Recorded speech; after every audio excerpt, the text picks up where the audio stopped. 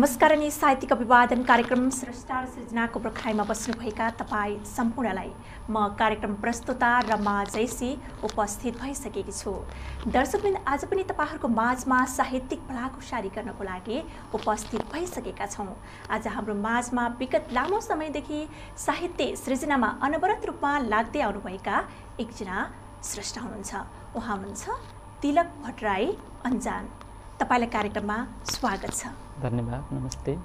आजभोलि तपाईँ कुन कार्यमा व्यस्त हुनुहुन्छ? मेरो अहिले खाली हुँदा सिर्जना गर्छु। हजुर। अरू सानो पसल छ त्यही हेर्ने सामान्य नै हो, त्यस्तो फरक छैन अरूको भन्दा। हजुर। तिलकजी गुल्मीमा जन्मिनु भयो, अहिले चाहिँ नवलपरासीको भूमिमा रहँदै आउनुभएको छ। तपाईले 2वटा गजल संग्रह प्रकाशित गरिसक्नु भएको छ र मुक्तक संग्रह चाहिँ प्रकाशन गर्ने सोचमा हुनुहुन्छ। त्यसैगरी हजुरले 2वटा लोकदोहोरी एल्बम पनि प्रकाशित गरिसक्नु भएको छ। तपाईलाई चाहिँ मुक्तक संग्रहको लागि धेरै धेरै शुभकामना दिन चाहन्छौँ कार्यक्रम मार्फत। धन्यवाद। तपाईको साहित्यिक यात्रालाई फर्केर हेर्दा अहिलेको समयमा कसरी स्मरण गर्नुहुन्छ? साहित्यिक यात्रा मेरो मैले सम्झेसम्म स्कुल लेभलबाटै मैले केही रचनाहरू सिर्जना गर्थेँ। त्यो सिर्जनाहरूलाई अब कुन रचना बन्यो, कुन विधाको बन्यो त्यो चाहिँ थाहा हुन्थेन, तर लेख्ने बानी चाहिँ स्कुल लेभलबाटै भयो। र मैले यो गजल हो अथवा यो मुक्तक हो भनेर जानेर अथवा त्यो विधा अन्तर्गत रहेर लेख्न थालेको 2061-62 तिरबाट मैले गजल र मुक्तक चाहिँ सुरु गरेँ। 61-62बाट तपाईँले सुरुवात गर्नुभयो। खबर सुनेर आए गजल संग्रह 2061 सालमै प्रकाशन गर्नुभयो। हजुर। सिक्ने क्रममै। हजुर। अब रहरले गर्दा रहरमा निकालियो भन्नुपर्छ। त्यति स्तरीय नहोला, तर त्यो बेला चाहिँ एउटा गजलको बाढी नै आएको थियो। त्यो बाढीमा म पनि पसेँ र कतिसम्म राम्रो गर्न सक्छु अब समयले बताउला। निरन्तर त्यसमा लागिरहेको छु। तपाईको एउटा गजल सुनाउ न कार्यक्रमको सुरुवातमै। हस्, म गजल वाचन गर्छु। हजुर। आफ्नै घर जलाएर खरानी बिक्रीमा राख्यो, आफ्नै घर जलाएर खरानी बिक्रीमा राख्यो, गाउँ छाडी सहर पस्यो, जवानी बिक्रीमा राख्यो। आफ्नै घर जलाएर खरानी बिक्रीमा राख्यो, गाउँ छाडी सहर पस्यो, जवानी बिक्रीमा राख्यो। कसैसँग मेल खाएमा भन्यो संयोग मात्र हुनेछ, कसैसँग मेल खाएमा भन्यो संयोग मात्र हुनेछ, तर उसले लेखेर आफ्नै कहानी बिक्रीमा राख्यो, गाउँ छाडी सहर पस्यो, जवानी बिक्रीमा राख्यो। हिजो मायामा पर्दा के भन्यो हेक्का रहेन, हिजो मायामा पर्दा के भन्यो हेक्का रहेन, स्वार्थ लुट्यो भाग्यो, प्रेमको निशानी बिक्रीमा राख्यो, तर उसले लेखेर आफ्नै कहानी बिक्रीमा राख्यो। चुकलाई खुदो भनेर बेच्नु पर्छ, चुनौती यस्तो छ, चुकलाई खुदो भनेर बेच्नु पर्छ, चुनौती यस्तो छ। हेर्नुस् उसले दूध भनेर चौलानी बिक्रीमा राख्यो, स्वार्थ लुट्यो भाग्यो, प्रेमको निशानी बिक्रीमा राख्यो। तब मात्र हो देशमा बेरोजगार घटेको, तब मात्र हो देशमा बेरोजगार घटेको, जब सरकार विशेष छुटका साथ राहदानी बिक्रीमा राख्यो। हेर्नुस् उसले दूध भनेर चौलानी बिक्रीमा राख्यो। आफ्नो स्वार्थको लागि शहीदको बलिदान भुलेर, आफ्नो स्वार्थको लागि शहीदको बलिदान भुलेर, कसले सुस्ता लिपुलेक कालापानी बिक्रीमा राख्यो, आफ्नै घर जलाएर खरानी बिक्रीमा राख्यो, गाउँ छाडी सहर पस्यो, जवानी बिक्रीमा राख्यो। धन्यवाद। मन्त्रमुग्ध नै पारिदिनु भयो त हामीलाई।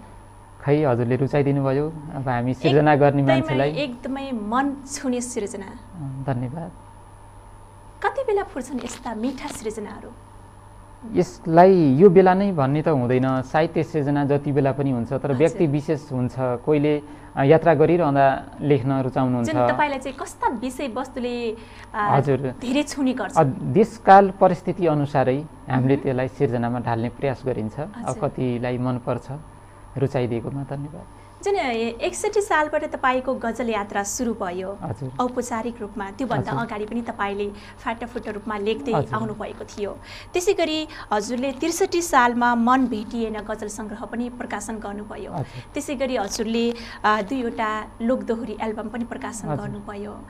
जुन 20मा तपाईँले 61, 62, 63मा चाहिँ हजुरले निरन्तरता दिनुभएको छ। त्यो बिचको समयमा चाहिँ तपाईँ कता हराउनु भयो? यस्तो छ, मैले सिर्जना गर्न रुचाउने मान्छे, मैले मेरो लेखन कार्य त म विदेश हुँदा पनि रहिराख्यो र मैले तिनै विदेश बसेर लेखेका गजल मुक्तकहरूलाई अहिले मैले अब एउटा मुक्तकको सङ्ग्रहको रूपमा लिएर आएको छु, ल्याउँदैछु र प्रकाशनको सबै काम भइएको छ, मात्र विमोचन मात्र हुन बाँकी छ। त्यसले गर्दा 63 सालसम्म तपाईँले आफ्नो सङ्ग्रहलाई चाहिँ प्रकाशनमा निरन्तरता दिनुभयो है, 61 देखि 65 सालसम्म। त्यसको बिचमा चाहिँ तपाईँ सृजना गर्ने कार्यमा रहनुभयो। हजुर, त्यो बिचमा मैले पढ्दै पनि सिर्जना मैले गरेँ र म 65 देखि 73 जुन यो बिच भयो 6-7 वर्ष, त्यो बिचमा म विदेश एउटा उसको सिलसिलामा म त्यहाँ पुगेको थिएँ, रोजगारीको सिलसिलामा, र त्यहाँबाट फर्केपछि पुनः फेरि आफ्नो सिर्जनालाई निरन्तर दिएको छु। खुसी लाग्यो तपाईँ चाहिँ वैदेशिक यात्रामा रहँदा पनि आफ्नो सृजनालाई चाहिँ निरन्तरता दिनुभयो। फेरि पनि तपाईँको एउटा सृजनाको मोह लाग्यो मलाई। गजलै वाचन गर्छु। गजलै सुनौ। निकै मिठा छन् तपाईँका सृजनाहरू, डायरीमा सजाएर राख्नुभएको छ है, निकै राम्रो अक्षरमा लेख्नुभएको छ। मैले यहाँबाट तपाईँको डायरीमा देखिरहेकी छु। म दोस्रो गजल वाचनको लागि अनुमति लिएँ। हजुर। कहिले रमाउँछ मन, कहिले चिन्तित भइदिन्छ, कहिले रमाउँछ मन, कहिले चिन्तित भइदिन्छ, डराउँदै डराउँछ कहिले यत्तिकै भयभीत भइदिन्छ, कहिले रमाउँछ मन, कहिले चिन्तित भइदिन्छ, डराउँछ कहिले यत्तिकै भयभीत भइदिन्छ। सिर्जना गर्नेलाई यहाँ कसैले पनि चिन्दैन, सिर्जना गर्नेलाई यहाँ कसैले पनि चिन्दैन, सिर्जना चोरेर मञ्च तताउने सम्मानित भइदिन्छ, डराउँछ कहिले यत्तिकै भयभीत भइदिन्छ। गाउँ गाउँमा सिंह दरबार भनेको यही रहेछ, गाउँ गाउँमा सिंह दरबार भनेको यही रहेछ, हत्यारा भ्रष्टाचारी जहाँ पनि संरक्षित भइदिन्छ, सिर्जना चोरेर मञ्च तताउने सम्मानित भइदिन्छ। राम्रो काम गरिरहँदा, राम्रो काम गरिरहँदा अपजस खेपिरहनुपर्छ, राम्रो काम गरिरहँदा अपजस खेपिरहनुपर्छ, इमान्दार कर्मचारी बबुरो पराजित भइदिन्छ, हत्यारा भ्रष्टाचारी जहाँ पनि संरक्षित भइदिन्छ।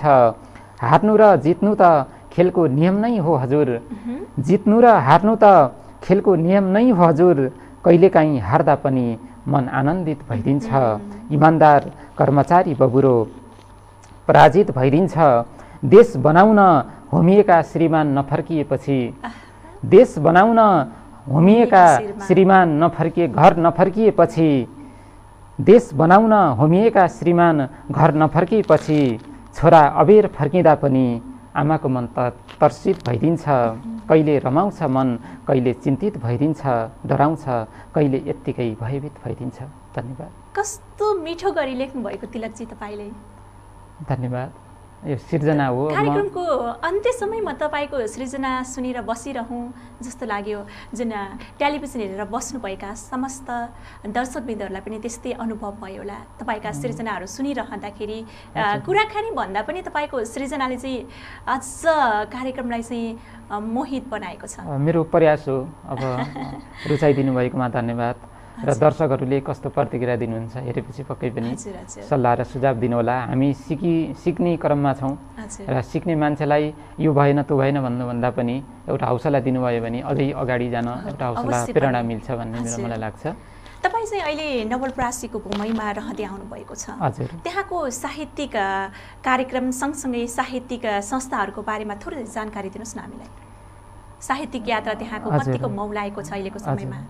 साहित्य परिषद, नवलपरासी साहित्य परिषद भनेर लगभग मैले सम्झेअनुसार म नआउँदै हामी गुल्मी छँदै त्यो चाहिँ स्थापना भएर कार्यक्रमहरू साहित्यिक घुम्ती श्रृङ्खलाहरू हुँदै थिए नवलपरासी साहित्य परिषद भनेर।